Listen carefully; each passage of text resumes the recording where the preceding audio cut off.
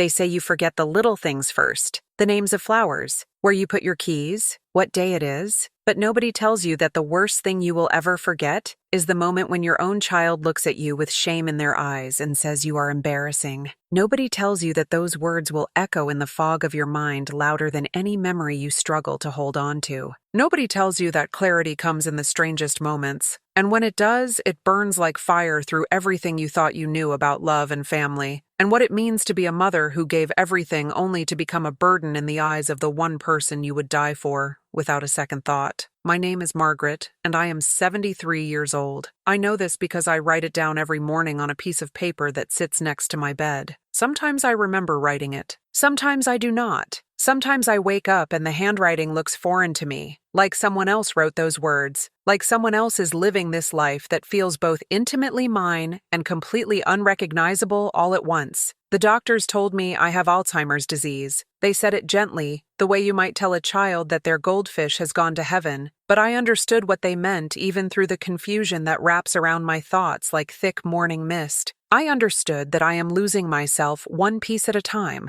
one memory at a time, one moment of recognition at a time, until someday there will be nothing left of the woman I used to be except the shell that walks and breathes and exists without truly living. But here is what they did not tell me. Here is what the doctors with their kind eyes and gentle voices never mentioned. They did not tell me that sometimes the fog lifts. They did not tell me that sometimes, for reasons I cannot explain or predict or control, my mind becomes crystal clear and sharp and more aware than it has been in months or maybe years. They did not tell me that in those moments of unexpected clarity, I would see the truth of my life with such devastating precision that I would wish for the fog to return and swallow me whole rather than face what I have allowed to happen to me in the name of being a good mother and keeping the peace and not causing any trouble for anyone. 3 weeks ago, I had one of those moments. 3 weeks ago, on a Tuesday afternoon when the autumn light was slanting through the kitchen windows of the house I have lived in for 47 years, the fog lifted and I saw everything. I saw the truth about my son David and his wife Rachel and their 3 children who live here with me in this house that my late husband Robert and I bought when we were young and hopeful and believed that family meant something more than convenience and free housing and a live-in babysitter who forgets she already made lunch and makes it again and again until someone yells at her to stop wasting food. David is 46 years old. He moved back into my house 12 years ago after what he called a temporary financial setback. Rachel lost her job, he said. They needed just a few months to get back on their feet, he said. The kids needed stability during a difficult transition, he said. And I said yes because that is what mothers do. We say yes. We open our doors. We make room. We sacrifice. We give and give and give until there is nothing left of us but the giving itself, until we forget that we were ever anything more than a vessel for other people's needs and wants and demands that never seem to end, no matter how much we pour out of ourselves. 12 years. 12 years of them living in my house while I slowly disappeared into the fog of this disease that steals everything from you except the awareness that you are losing everything. 12 years of Rachel redecorating my living room and painting over the wallpaper Robert and I chose together on our 20th anniversary. 12 years of the grandchildren running through the halls and breaking things, and nobody teaching them to be careful because Grandma probably will not remember anyway. So what does it matter? 12 years of David promising that they are saving money, that they are looking for their own place, that this is just temporary, always temporary, while I watched them live their lives in my space and slowly erase every trace of the life I built here with the man I loved for 51 years before cancer took him from me and left me alone in this house that does not feel like mine anymore. I know what you are thinking. You are thinking that I am just a confused old woman who does not understand how families work, who does not appreciate having her son and his family close by during these difficult years when my mind is failing, and I need help with things I used to do without thinking. You are thinking that I should be grateful for their presence, for their willingness to stay and take care of me, even though I am becoming more and more difficult to manage as the disease progresses, and I forget conversations we just had, and ask the same questions over and over until I can see the frustration building behind their smiles. but you do not know what it is like to live in your own home and feel like a guest. You do not know what it is like to reach for a dish in the cabinet and have someone tell you that they moved things around to make more sense, to have them reorganize your entire kitchen while you were sleeping, and then act confused when you cannot find anything and stand in front of the pantry crying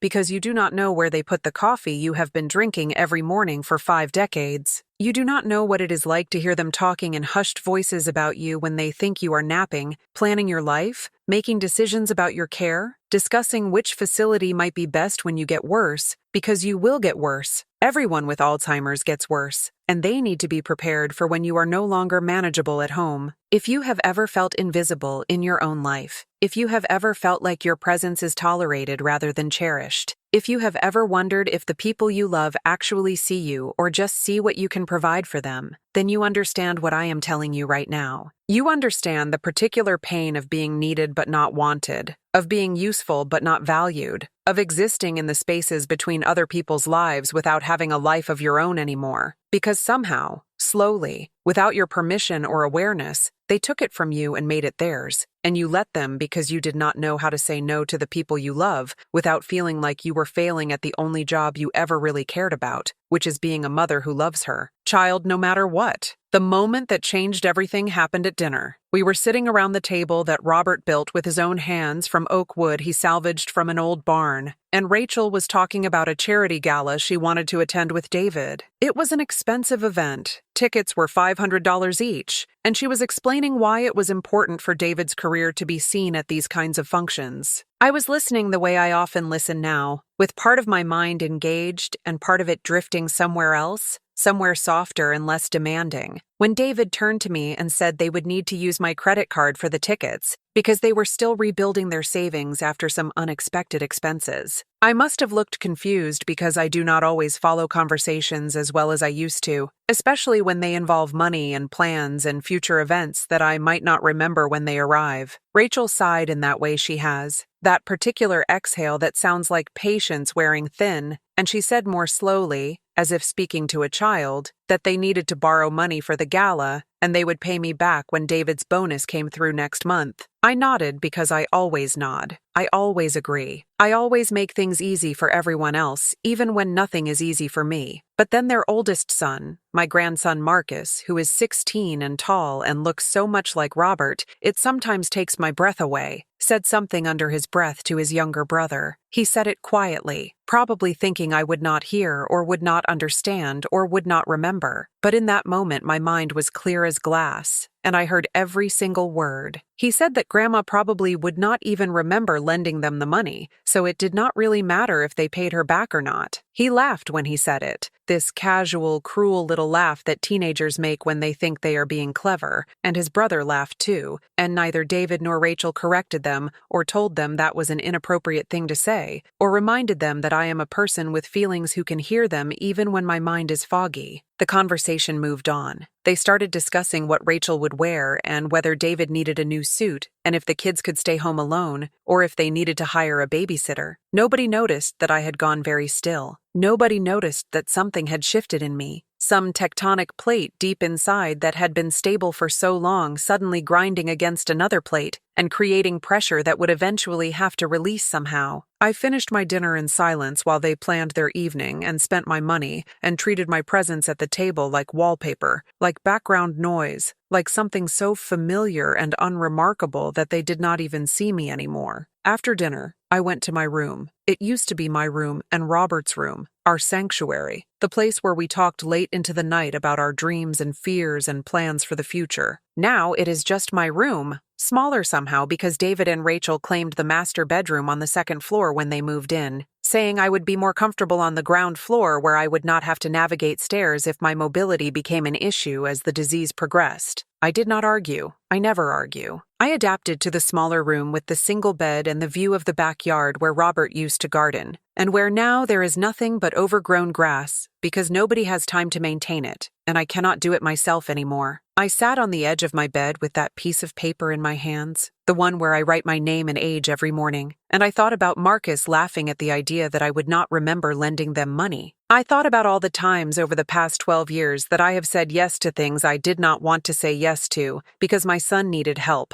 and family helps family. And what else am I supposed to do with this big empty house, except fill it with the people I love even if they do not seem to love me back in the same way? I thought about Robert and what he would say if he could see how I have let our home become something neither of us would recognize, how I have let myself become invisible in the space we created together. And then I did something I have not done in a very long time. I picked up my phone and I called my lawyer. His name is Bernard Harris, and he has been handling my affairs since Robert died. He knows about the Alzheimer's. He knows that I have good days and bad days, and that on the bad days I should not be making major decisions. But he also knows that on the good days, I am still perfectly capable of understanding my own life and making choices about it. And he could tell from my voice that this was a good day, that I was calling from a place of clarity rather than confusion. I told Bernard that I wanted to sell my house. I told him that I needed to do it quickly and quietly without telling my family until the papers were signed and the deal was done. He asked if I was sure. He asked if I had thought this through. He asked all the responsible questions that a good lawyer asks when a 73-year-old woman with Alzheimer's calls out of the blue wanting to sell the home she has lived in for nearly 5 decades. And I told him, yes, I am sure. Yes, I have thought about this. Yes, I understand exactly what I am doing and why I am doing it. And I need him to trust me on this, even though it seems sudden and drastic and possibly like the decision of someone whose mind is not functioning properly. Bernard was quiet for a long moment. Then he said he would help me, but only if I came to his office the next day so he could document that I was of sound mind when making this decision, so there would be no question later about my capacity to understand what I was doing. I agreed. I went to his office the following morning after David left for work and Rachel took the kids to school. Bernard asked me questions about my reasoning and my plans and what I intended to do after selling the house.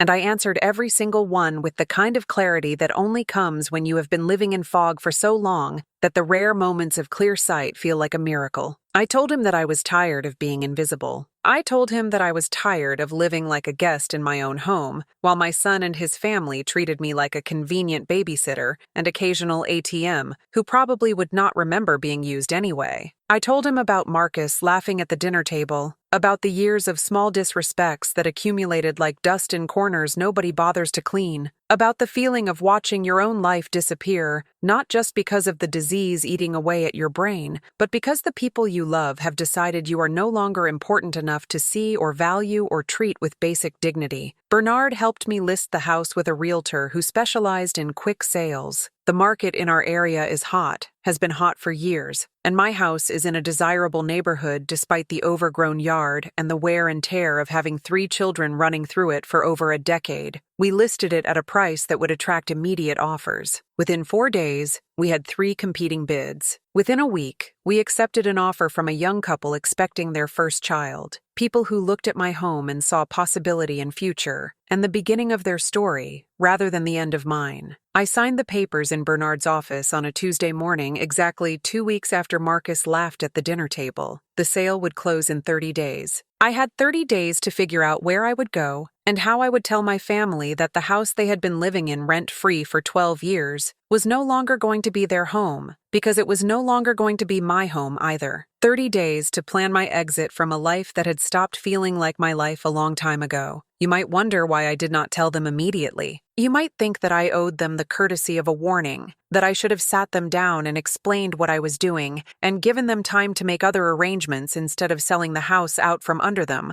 like some vindictive old woman seeking revenge for years of accumulated slights. But here is what you need to understand. When you have a disease that steals your memories and your clarity and your sense of self, when you have rare moments of lucidity that you know will not last, you learn to act when you can act, rather than waiting for a perfect moment that might never come, because tomorrow you might wake up in the fog again and forget why you were upset, or what you planned to do, or even that you made a plan at all. I needed to protect this decision. I needed to make it real and binding and irreversible before I lost the clarity to see it through. So I stayed quiet. I went through my days as I always had, making meals that I sometimes forgot I already made, asking questions I had asked before, existing in the spaces between their lives while they continued to live around me without really seeing me at all. And I waited for the right moment to tell them, for the moment when it would be too late for them to talk me out of it, or convince me that I was confused, or tell me that I did not understand what I was doing. The moment came 3 weeks after I signed the papers. We were all in the living room, the one that Rachel had redecorated with furniture I never chose, and paint colors that Robert would have hated. David was reading something on his phone. Rachel was helping the youngest with homework. The older boys were playing video games with the sound too loud. It was an ordinary evening, unremarkable in every way, except that it was the evening I had decided to tell them that their ordinary life in my house was coming to an end. I stood up from the chair where I had been sitting quietly, the chair that used to be Robert's favorite, and I said I had an announcement to make. They did not hear me at first. I had to say it again, louder this time, and even then it took a moment for them to register that I was speaking,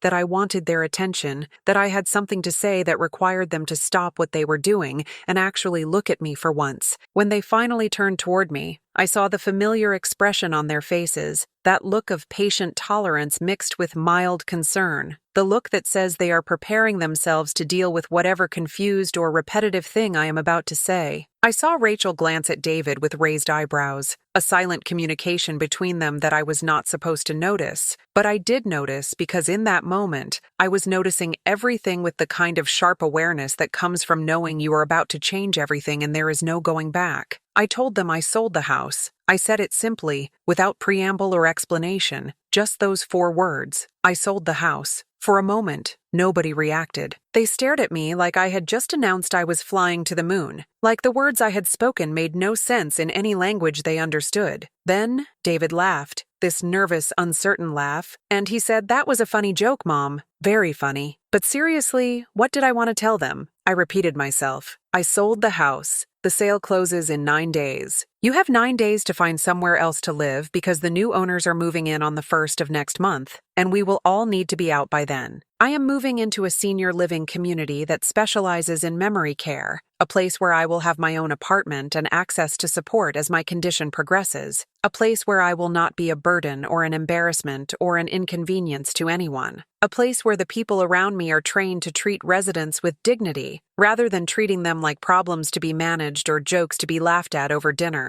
The room exploded. David shot to his feet, his face turning red in that way it does when he is angry but trying to control it. He said I could not do that, could not sell the house without telling them, could not make a decision like that without discussing it with the family first. Rachel was talking too, her voice getting higher and more shrill, saying this was insane, saying I obviously was not thinking clearly, saying they needed to call my doctor because I was clearly having some kind of episode related to my condition. I let them talk. I let them express their shock and anger and disbelief. I let them say all the things that people say when they realize that someone they have taken for granted is no longer going to be taken for granted anymore. And when they finally ran out of words and stood there breathing hard and staring at me like I was a stranger, I pulled the sale documents from the folder I had been keeping in my room, and I showed them the papers with my signature and the lawyer's seal and the closing date printed in black ink that would not change no matter how much they protested or pleaded or told me I was making a terrible mistake. David grabbed the papers from my hands. He read them quickly, his eyes moving over the words with increasing desperation, looking for some loophole or error or indication that this was not real, or not binding, or could somehow be undone. But Bernard had done his job well. The documents were ironclad. The sale was final. The house that David and Rachel had been living in for 12 years, paying no rent and contributing nothing toward the mortgage that I finished paying off 2 years ago, was sold to people who would actually own it and value it, and not treat it like a free hotel where the owner was too confused to notice she was being used. What happened next is hard to describe because it happened so fast and involved so much yelling that even in my moment of clarity I could not process all of it at once. Rachel was crying,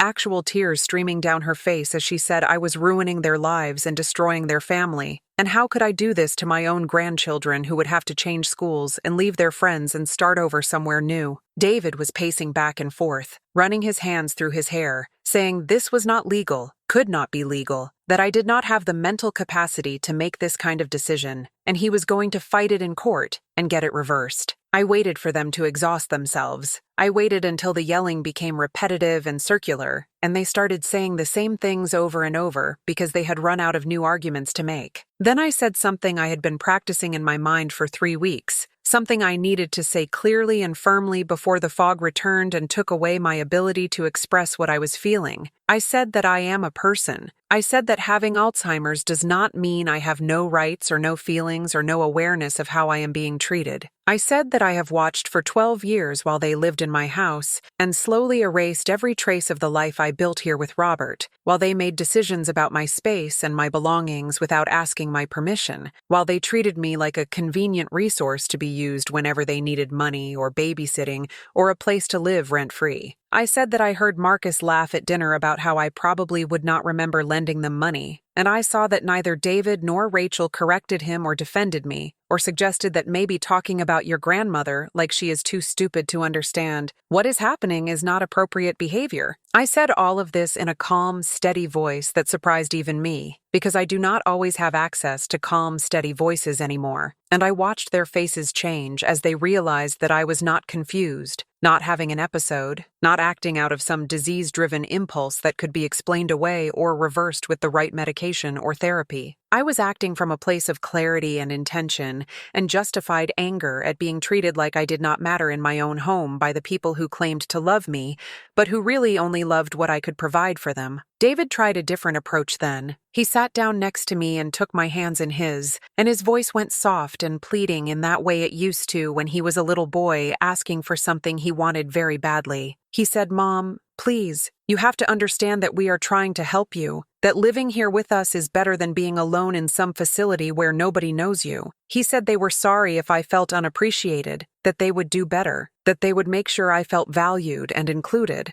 that they would talk to the kids about being more respectful. But it was too late for apologies. It was too late for promises of change. It was 12 years too late, and more importantly, it was insincere. I could see it in his eyes, the calculation happening behind the words, the realization that he was about to lose his free housing, and he would say whatever he needed to say to prevent that from happening. He did not understand that I was not doing this out of spite or confusion or disease-related impulsivity. I was doing this because I finally understood that I deserve better than being invisible in my own life, that I deserve to spend whatever time I have left in a place where I am treated with dignity, rather than treated like a burden who probably will not remember being mistreated anyway. I pulled my hands away from David's, and I told them they had 9 days to pack and find somewhere else to live. I told them that Bernard had already arranged for movers to help me with my belongings, and that I would be taking only what was mine, only the things that Robert and I accumulated over our 51 years together, and that everything they had added to the house over the past 12 years they could take with them or leave behind as they chose. I told them that the new owners were lovely people who were excited to start their family in this house, and that I was happy to know it would be filled with love again, instead of being filled with people who had stopped seeing me as anything more than a convenience. Rachel stood up then, and her face was twisted with anger that she was not even trying to hide anymore. She said I was a selfish old woman who did not appreciate everything they had sacrificed to take care of me. She said they could have put me in a home years ago when the Alzheimer's first started getting bad, but they chose to let me stay here out of the goodness of their hearts, and this was how I repaid them. She said I would regret this decision when I was sitting alone in some sterile apartment with nothing but strangers around me,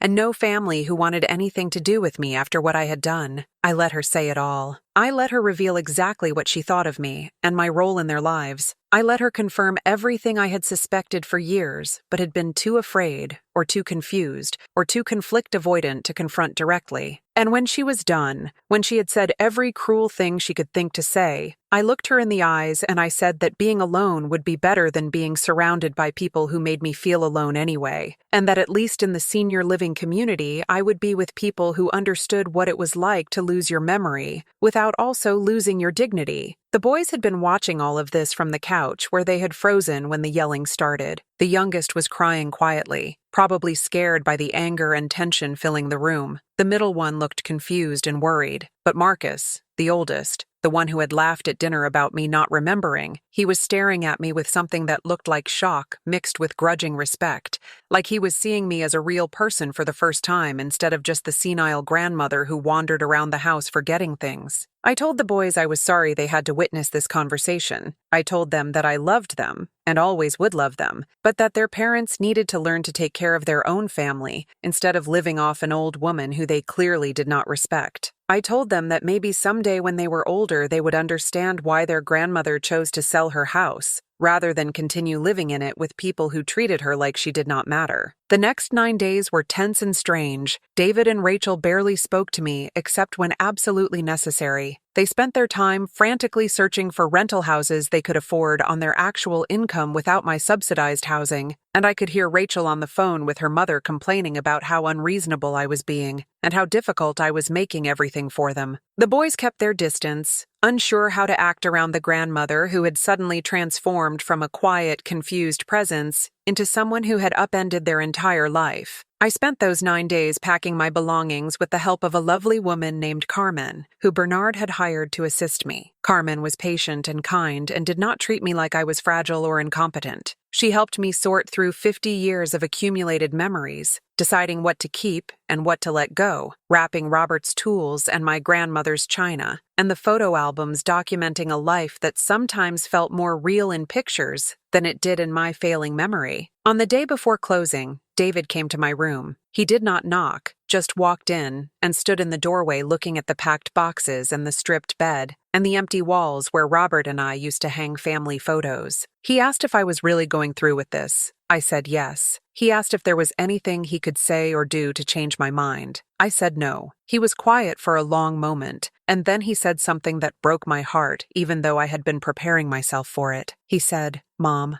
I just want you to know that we all agreed you have become embarrassing. The way you repeat yourself, the way you forget things we just told you, the way you ask the same questions over and over." Rachel's friends have started making comments about it when they come over. The kids are uncomfortable bringing their friends home because they do not know what you might say or do. We have been trying to be patient, trying to be understanding, but you have to see that this is getting harder for everyone. And now you are making it even harder by doing this crazy thing with the house. Those words hung in the air between us like poison. We all agreed you are embarrassing. Not "I am worried about you." Not "I am sorry you are struggling." Not "I wish I could help you feel better." Just the cold clinical assessment that I had become an embarrassment to them, a problem to be managed, a source of discomfort in front of their friends. And it was the word "agreed" that cut deepest, the realization that they had discussed this amongst themselves, had conversations about how embarrassing I was without ever including me, or asking how I felt, or wondering if maybe their embarrassment was less important than my dignity. I looked at my son, this man I had raised and loved and sacrificed for, this man who was standing in my bedroom telling me that I embarrassed him because I had a disease that I did not ask for and could not control, and I said the only thing there was left to say. I said that I was sorry he was embarrassed by his mother's illness, but that I was selling the house he lived in, and in 24 hours, he would need to find another place to be embarrassed by me from, and that maybe someday he would understand that what was truly embarrassing was not a sick old woman forgetting things, but a grown man who thought his comfort was more important than his mother's humanity. He left without another word. The next morning, the moving trucks came. Carmen supervised while they loaded my boxes and furniture into the truck that would take my belongings to the senior living community, where I had rented a one-bedroom apartment with a small kitchen and a view of a garden that someone else would maintain. I watched them carry out Robert's rocking chair and the dining table where we had eaten thousands of meals together,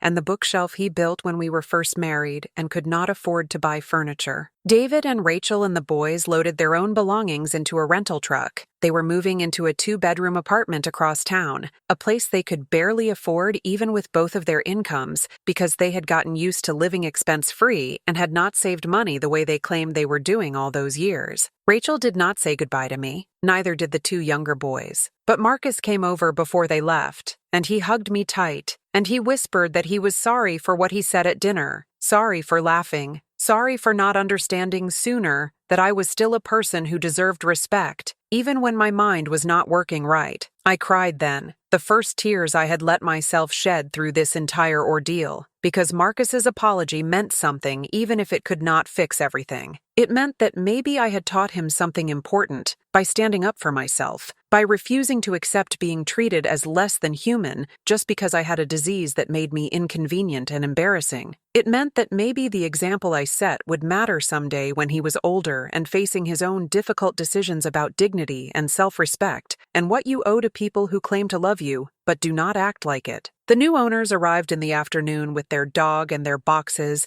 and their excitement about starting their life in this house that had held my life for so long. They were kind to me, thanking me for selling to them, telling me about their plans for the garden and the nursery they would create in the upstairs bedroom where Robert and I used to sleep. I gave them the spare key that I had been keeping in my pocket, and I wished them happiness here. And I meant it because they seemed like the kind of people who would fill this house with the love it deserved, instead of the resentment and convenience that had characterized its last 12 years. Carmen drove me to my new apartment in her car. My belongings would arrive later that evening, but I wanted to see the space first without all my things in it. Wanted to stand in the emptiness and imagine how I would arrange my life in this new, smaller place where I would be alone but not lonely, cared for but not patronized, supported but not controlled. The apartment was on the second floor of a building designed specifically for people like me, people whose minds were betraying them, but who still deserved to live with autonomy and dignity for as long as possible. It was smaller than any place I had lived since Robert and I got married. 1 bedroom, 1 bathroom, a kitchenette with a small stove and refrigerator, a living area with windows that let in good light. Simple, clean, mine. Nobody had chosen the paint colors or rearranged my cabinets or made decisions about my space without asking me. Nobody would live here but me and the memories I could still access on my good days. The ones where the fog lifted and I remembered exactly who I was and what I had done and why I had done it. The staff at the community was welcoming and professional. They showed me the common areas where residents gathered for meals and activities. They introduced me to my care coordinator, who would check on me daily and help manage my medications and make sure I was eating and sleeping properly. They explained the memory care wing where I would eventually move when my condition progressed to the point where I needed more intensive support. But they emphasized that for now I had independence and privacy and control over my own schedule in a way I had not felt in years. That night, after my belongings arrived and Carmen helped me unpack the essentials, after I had made up my bed with the quilt Robert's mother had sewn for our wedding and arranged Robert's photo on my nightstand where I could see it first thing every morning, I sat in the rocking chair that had traveled with me from the house where I raised my family to this apartment where I would live out whatever time I had left. I thought about David's words about me being embarrassing. I thought about Marcus laughing at dinner. I thought about Rachel crying that I was ruining their lives by reclaiming my own. And then I thought about something else, something I had not let myself think about during the chaos of selling the house and moving out and starting over at 73 years old with a disease that was slowly erasing me from the inside out. I thought about the twist in this story, the thing that made everything I had just done both more complicated and more necessary than anyone in my family understood. You see, there is something I have not told you yet. Something I have been holding back until you understood the full scope of what happened and why it happened, and how my family had treated me for 12 years, while I slowly lost the ability to remember or fight back or stand up for myself. There is a truth at the center of this story that changes everything you think you know about why I sold that house, and why the timing mattered, and why I had to act when I did during one of my rare moments of clarity. The truth is this. I do not have Alzheimer's disease. I never had Alzheimer's disease. I have been misdiagnosed from the very beginning, carrying a label that explained my symptoms but was never actually correct, living under the assumption that I was slowly losing my mind, when in reality I was experiencing something completely different that nobody caught. Because once you have that diagnosis, once you are labeled as someone whose brain is deteriorating, doctors stop looking for other explanations, and family members stop questioning your confusion because it fits the narrative they expect. 6 months ago, I went to a new neurologist. My regular doctor had retired, and I was assigned to a younger physician who decided to run a comprehensive panel of tests rather than just accepting the Alzheimer's diagnosis from my previous medical records. She tested my thyroid function. She checked my vitamin levels. She did extensive blood work that my other doctors had never ordered because they assumed they already knew what was wrong with me, and she found it. She found the real explanation for my memory problems and confusion and the fog that came and went without warning. I have been living with severe vitamin B12 deficiency for years, possibly decades. The deficiency was causing neurological symptoms that mimicked Alzheimer's disease almost perfectly. Symptoms that got progressively worse as the deficiency worsened because nobody was treating the actual problem. The confusion, the memory loss, the moments of clarity followed by periods of fog, all of it was caused by a treatable condition that could be managed with regular injections and dietary changes. My new doctor started me on B12 therapy immediately. Within weeks, the fog began to lift more frequently and for longer periods. Within 2 months, I was experiencing clarity almost every day. Within 3 months, I felt more like myself than I had in years, like I was emerging from a long, dark tunnel into daylight that I had forgotten existed. The confusion that had defined my life for so long was receding, not completely, but significantly, enough that I could think clearly and make decisions and understand what had been happening to me and how it had affected my relationship with my family. And that is when I realized the full truth of my situation. That is when I understood that David and Rachel had not just been taking advantage of an old woman with dementia. They had been taking advantage of a woman who they believed would never get better, who they believed would only get worse until she needed full-time care and could be moved to a facility and forgotten. They had built their entire life around the assumption that I was a declining asset, someone to use while useful and discard when no longer convenient, someone whose opinion did not matter because her brain did not work right anyway. But my brain does work right, or at least it works better now, well enough to see what has been done to me and make informed decisions about my future, well enough to sell my house and move into a community where I would be supported during the transition period while my body adjusted to the treatment and my cognitive function continued to improve. Well enough to understand that telling David and Rachel about the misdiagnosis before selling the house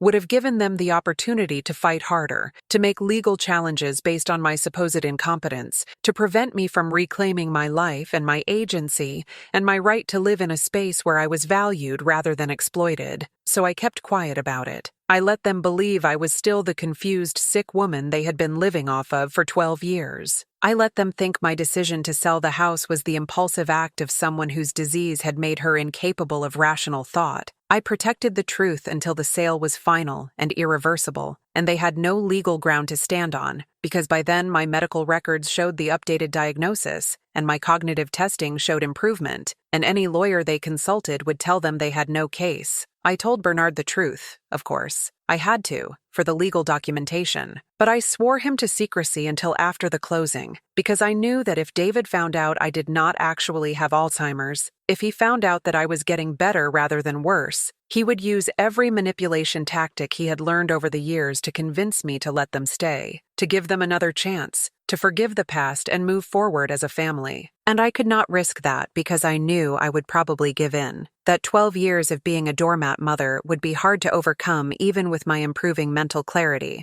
that I might choose peace over justice if given the choice in the wrong moment. Do you understand now why I did what I did? Do you understand why I sold the house and moved out and started over even though it looked like the confused, desperate act of a sick old woman who did not know what she was doing? I knew exactly what I was doing. I was reclaiming the life that had been taken from me, one misdiagnosis at a time, one disrespectful comment at a time, one moment of being treated like I did not matter at a time. I am sitting in my apartment now, 3 months after the move, and I am better than I have been in years. The B12 injections have given me back cognitive function I thought was gone forever. I remember conversations I had yesterday. I remember what I ate for breakfast. I remember the names of the people I meet and the things they tell me about their lives. I am not perfect. The years of deficiency left some damage that will never fully heal, but I am not disappearing anymore. I am not fading into fog. I am here, present, aware, making my own decisions about my own life. David calls sometimes, not often. The conversations are awkward and strained. He still does not know about the misdiagnosis. I have not told him because I am not sure what good it would do at this point. Would it make him feel guilty for how he treated me? Would it make him angry that I kept it from him? Would it change anything about the fundamental truth of our relationship, which is that he was willing to exploit what he thought was my mental decline for his own benefit? I do not know. Maybe someday I will tell him. Maybe someday it will matter. For now, I am content to let him live with his own story about what happened and why. Rachel has not contacted me at all. I heard through Marcus that they are struggling financially in their apartment, that reality has hit hard, now that they actually have to pay rent and utilities and all the expenses they avoided for 12 years by living in my house. Part of me feels guilty about that, because I am still a mother, and mothers feel guilty about their children's struggles, even when those struggles are self-inflicted. But a larger part of me knows that learning to support themselves is probably the best thing that could have happened to them, even if they do not see it that way yet. The boys visit occasionally. Marcus comes most often, usually on Sundays, and we have lunch in the community dining room and then walk around the garden if the weather is nice. He told me he got accepted to college, that he is going to study social work because he wants to help people who cannot help themselves, and I wonder if my decision to stand up for myself influenced that choice somehow. The younger boys are more hesitant, still processing what happened and why their lives changed so suddenly, but they are polite and kind when they come, and I am grateful for any time with them.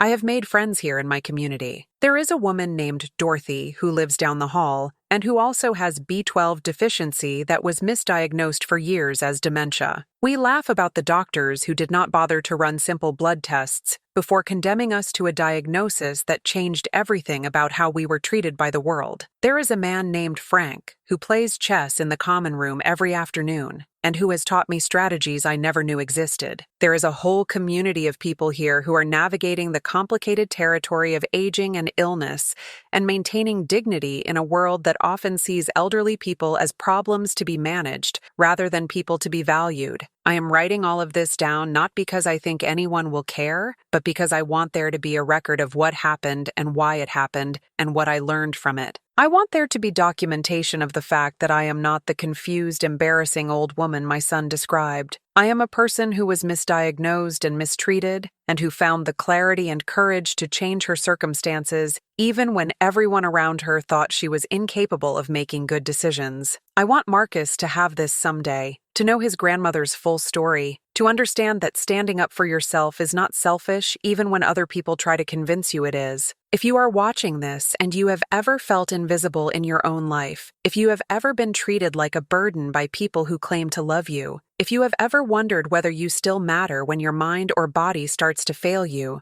I want you to know that you do matter. I want you to know that you deserve dignity and respect regardless of your diagnosis or your age or your ability to remember things perfectly. I want you to know that it is never too late to reclaim your life and your agency and your right to be seen as a full, complete human being worthy of love and consideration. I sold the house my son lived in because he told me I was embarrassing and because his family had spent 12 years treating me like a convenient resource rather than a beloved mother and grandmother. But more than that, I sold it because I finally understood that I deserved better. I deserved to live in a space where I was valued. I deserved to spend my remaining years with people who saw me as a person rather than a problem. I deserved to wake up every morning in a place that felt like mine, rather than like a prison where I was slowly erasing myself to make room for other people's comfort. You know what the hardest part of all of this has been? It has not been the actual moving or the legal process, or even the confrontation with David and Rachel when I told them about the sale. The hardest part has been reconciling the mother I thought I was with the mother I actually became over those 12 years. I thought I was being selfless by opening my home to my son's family when they needed help. I thought I was being loving by never complaining about the ways they slowly took over my space and my life. I thought I was being a good grandmother by always being available to watch the kids and make meals and provide financial support whenever they asked for it. But looking back now with the clarity that comes from distance and improved cognitive function, I can see that what I called selflessness was actually self-erasure. What I called love was actually fear of confrontation and desperate need to be needed. What I called being a good grandmother was actually allowing my grandchildren to learn that using people is acceptable behavior, as long as those people are old or sick or convenient to exploit. I was not modeling strength or compassion or healthy relationships for those children. I was modeling doormat behavior and showing them that it is okay to disrespect someone who cannot fight back. That realization sits heavy in my chest even now, months after making the decision to change my circumstances. I carry the weight of knowing that I contributed to the dynamic that ultimately hurt everyone involved. David and Rachel never learned to stand on their own feet financially because I made it too easy for them not to. The children never learned to appreciate what they had because everything was always freely given without any expectation of gratitude or reciprocity. And I never learned to set boundaries or advocate for myself or recognize when generosity had crossed the line into enabling behavior that benefited no one in the long run. Robert would have stopped this years ago. Robert would have pulled David aside after the first year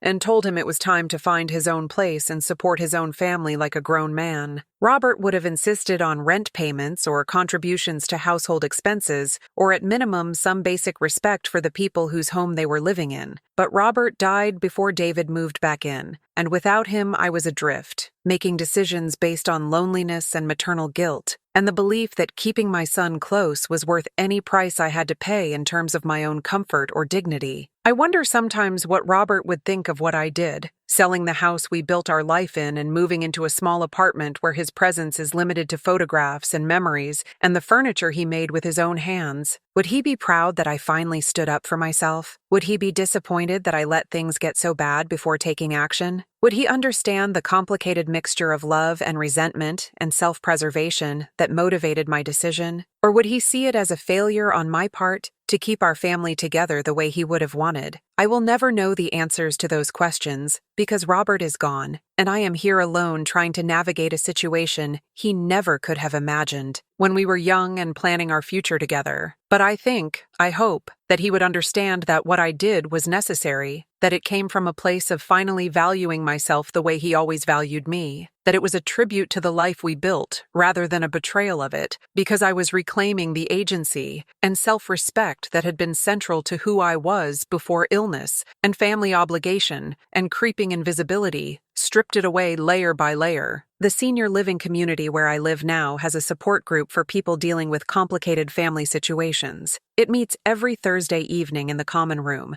and there are usually about 12 of us who gather to share our stories and offer each other validation and advice. I did not want to join at first because I have never been someone who talks about personal problems with strangers, but Carmen encouraged me to try it at least once, and I am grateful she did because those Thursday meetings have become the highlight of my week. There is a man named George whose daughter moved him into a nursing home against his will and then sold his house to pay for his care without ever asking his permission. There is a woman named Helen whose son has power of attorney and uses it to control every aspect of her life, from what she eats to who she can visit to how she spends the money she earned over a lifetime of working. There is a couple named Tom and Susan who gave their home to their daughter with the understanding that they could live there for the rest of their lives, only to have the daughter evict them when she decided to sell the property and move to another state. Their stories are different from mine in the details, but identical in the essential truth that families sometimes hurt us in ways that strangers never could, that the people who claim to love us most can be the ones who treat us with the least consideration and respect. We sit in that circle every Thursday, and we tell our truths to each other without judgment or defensiveness, or the need to pretend that everything is fine when it clearly is not. We validate each other's experiences and remind each other that setting boundaries is not selfish,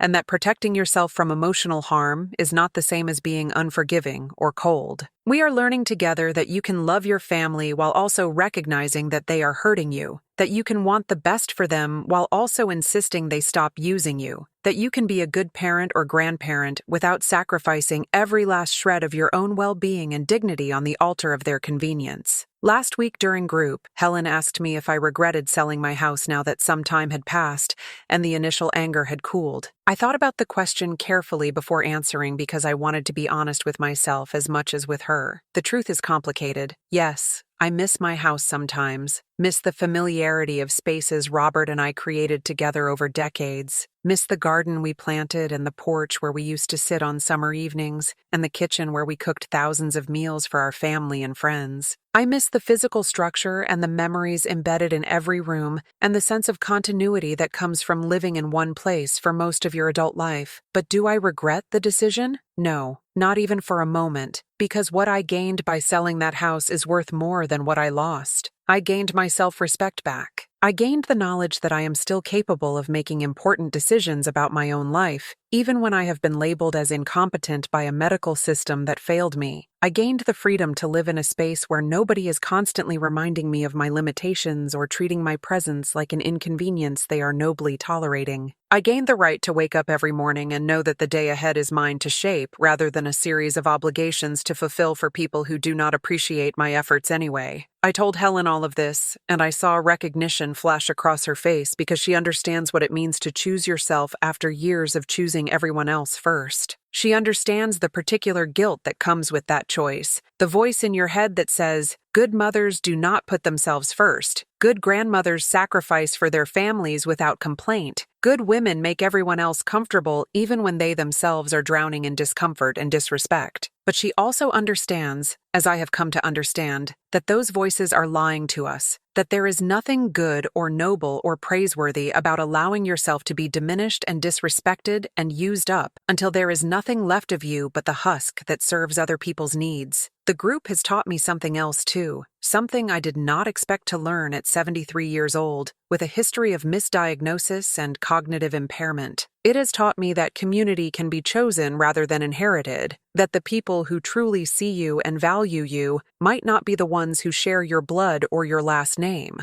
The friends I have made here in this senior living community, the people I sit with at Thursday night group and Sunday afternoon chess games and Tuesday morning yoga classes, these people know me and accept me and treat me with the dignity that my own family could not be bothered to extend during those 12 years we lived under the same roof. Dorothy down the hall knows about my B12 deficiency and my journey from misdiagnosis to recovery, and she never treats me like I am fragile or unreliable because of it. Frank in the common room challenges me intellectually during our chess matches and celebrates when I win, rather than patronizing me or letting me win out of pity. Carmen, who helped me move and who still visits regularly, treats me like a whole complex human being with opinions and preferences and agency rather than like a confused old woman who needs to be managed and controlled. This is what family should feel like, I think. This acceptance without judgment, this respect without conditions, this presence without resentment. I wish I had understood earlier in my life that family is not just about genetics and obligation, but about how people treat you and whether they see you as fully human. I wish I had recognized sooner that David and Rachel were not treating me like family, but like a resource, and that continuing to give them access to my life and home and financial support was not an expression of love, but an expression of fear that if I stopped being useful, I would stop being wanted. But maybe I needed to live through those 12 years of slow erasure to finally understand my own worth. Maybe I needed to hit rock bottom in terms of being invisible and dismissed and embarrassed of before I could find the strength to climb back up and reclaim my place in the world as someone who matters. The twist in my story is not that I sold my house, or that I stood up to my family, or even that I was misdiagnosed for years with a disease I never had. The twist is that I did all of this while everyone around me thought I was too confused to understand what I was doing, and in doing so, I proved that the most important kind of clarity is not the clarity to remember what you had for breakfast or what day of the week it is, but the clarity to know your own worth and fight for it, even when everyone else has decided you are not worth fighting for. The twist is also this, something I have been carrying with me through these months of transition, and something I need to share before this story ends, because it changes everything about how you might think about what happened and why. When I finally told David about the misdiagnosis, when I finally sat him down 3 months after the move and explained that I never had Alzheimer's and that my cognitive function was improving dramatically with proper treatment, do you know what he said? Do you know what my son's first response was when confronted with the truth that he had been exploiting his mother based on a false diagnosis? He said, "Why did you not tell me sooner?" He said, "We could have worked things out if I had known you. We're getting better." He said, "This changes everything, and maybe we can figure out a way for our family to live together again now that you are not sick anymore. Not, I am sorry for how we treated you.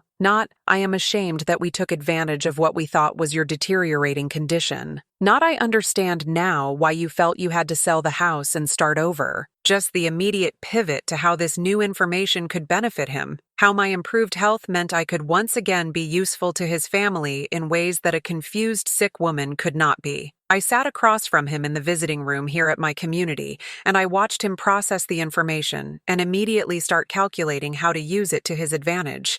And in that moment, I felt nothing but relief that I had sold the house before telling him the truth. Because if I had told him first, if I had given him that information before making my decision irreversible, he would have used it against me. He would have convinced me to give them another chance. He would have promised to do better and treat me with respect and appreciate what I was providing for them. And I would have believed him because I wanted so desperately to believe that my son was capable of loving me in the way I had always loved him. But I know better now. I know that David loves what I can provide for him more than he loves who I actually am as a person. I know that his concern for my well-being extends exactly as far as my usefulness to him, and no further. I know that the embarrassment he felt about my condition was not embarrassment about having a sick mother, but embarrassment about how my sickness affected his image and his comfort and his ability to explain to his friends why his family was living rent-free in his elderly mother's house. And knowing all of that, finally seeing it clearly without the fog of illness or the haze of maternal obligation clouding my judgment, I feel free in a way I have not felt since Robert died, and left me alone to navigate these complicated waters without his steady presence to guide me. And if this story has touched you in any way, if you have seen yourself or someone you love in what I have shared, I want you to do something for me. I want you to take a moment and leave a comment right now that says simply this: I see you and you matter. Copy those words and paste them in the comments below, because someone else watching this needs to hear them today. Someone else is feeling invisible and forgotten and wondering if they still have value. Your comment might be the thing that reminds them they do. Your words might be the encouragement they need to stand up for themselves the way I finally found the courage to stand up for myself. We are not alone in this struggle, any of us. And sometimes the most powerful thing we can do is remind each other that we are seen and valued and worthy of dignity, no matter what challenges we face. Before I finish this story, I want to invite you into something special. This channel exists as a safe harbor for people who understand what it means to feel forgotten, to struggle with illness or aging or family dynamics that leave you feeling less than whole. If my story has resonated with you, if you have felt that recognition of your own pain in the words I have shared,